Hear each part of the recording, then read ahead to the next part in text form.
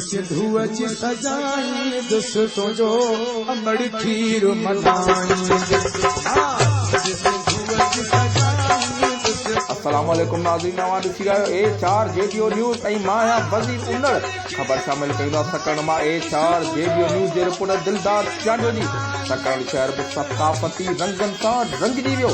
सकण में Indus public social forum पारां Sindhi media जे सॾ मान ॾींदे हिकु सिंध ऐं हिकु सक़ाफ़त जे नाले सां हिकु बहितरीन रैली कढी वई, जेका चांडिया पेट्रोल पंप खां शुरू थींदी शहर जे मुख़्तलिफ़ रस्तनि खां अची सकरण सहाफ़ी चौक ते पहुती। रैलीअ में शरीक थींदड़नि खे सिंधी अजरक, सिंधी टोपी, पटका पिणु परियल हुआ, जिन जीए सिंध अमर, जीए सिंध जी सक़ाफ़त जा ज़ोरदार नारा हया।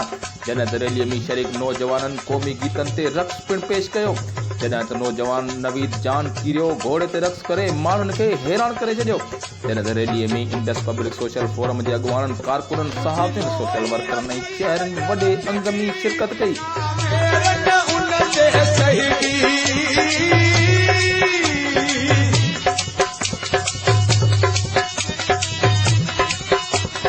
वधीक ख़बरुनि जी अपडेट लाइ ॾिसंदा रहो A4 JBO न्यूज़।